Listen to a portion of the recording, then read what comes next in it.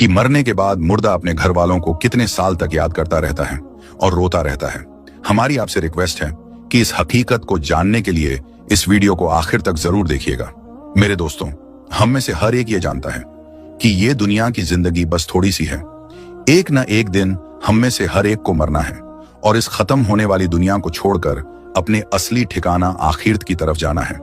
और मौत एक ऐसा दरवाजा है जिसमें से हर एक को गुजरना है, चाहे वो बच्चा हो, जवान हो या बूढ़ा हो, हर एक को मौत के दरवाजे में से गुजरना है।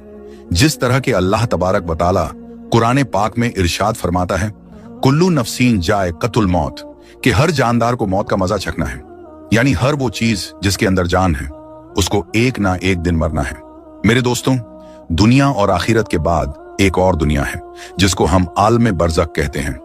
मरने के बाद और कयामत से पहले तमाम जिन्हों इंसान की रूहों को अपने अमाल के हिसाब से इसमें रहना होता है। और रूह कहीं भी हो, जिस्म के साथ उसका कनेक्शन रहता है। कब्र पर आने वालों को वो पहचानती है। और ये कहना कि फलां की रूह फलां के अंदर चली गई या इसने दोबारा जन्म लिया, ये अकीदा कुरानो सुन्नत के खिलाफ है।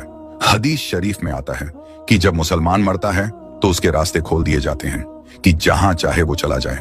और हजरत सईद बिन मुसैयब रदियल्लाहु ताला अन्हो से मरवी है कि हजरत सलमान फारसी अब्दुल्लाह बिन सलाम रदियल्लाहु ताला अन्हो जब हम आपस में मिले तो एक दूसरे से कहा कि अगर हम तीनों में से पहले कोई इंतकाल करता है तो बताना कि मौत के बाद उसके साथ क्या मामला हुआ। कहा, क्या जिंदे और मुर्दा भी मिलते हैं? तो फरमाया, हाँ, मुसलमान की रूह जन्नत में होती है और वो अपनी मर्जी से जहां चाहे जा सकती है। मेरे दोस्तों, अब सवाल ये है कि क्या मरने के बाद मुर्दे अपने घर वालों को याद करते हैं? जब किसी इंसान का इंतकाल होता है तो मरने वाले शख्स को यह मालूम होता है कि हम इस दुनिया से इंतकाल होकर आलम बरज़ख में आ गए हैं। और उसको ये सारी चीजें याद होती हैं कि हमारा घर है, मकान है, रिश्तेदार हैं और हमारे बहन भाई भी हैं और हमारी एक फैमिली है। और यहां तक कि जब इस मुर्दे की रूह निकल जाती है और उसको दफनाया जा रहा होता है तो फिर उस वक्त वो मुर्दा अपनी आंखों से सारी चीजें देख भी रहा होता है।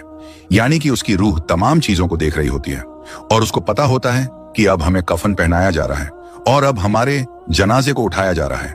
लिहाजा नेक बंदे के जनाजे को लोग उठाते हैं तो वो कहता है, ऐ लोगों, जल्दी मुझे लेकर कब्रिस्तान की तरफ चलो और बहुत जल्द मुझे मेरे असली ठिकाने यानी कब्र के अंदर पहुंचा दो। क्योंकि उसको मौत पर ही पता चल जाता है कि उसके साथ आगे क्या होने वाला है। यानी आगे आने वाली जो मंजिलें हैं वो अच्छे हैं या मुश्किल हैं, सख्त हैं या आसान, उसको पहले से पता चल जाता है। क्योंकि रूह निकलते वक्त की जो तकलीफ होती है उसी से मरने वाले को यह अंदाजा हो जाता है और उसको यह मालूम हो जाता है कि उसका आगे क्या अंजाम होने वाला है। इसी वजह से जो मोमिन बंदा होता है वो कहता है,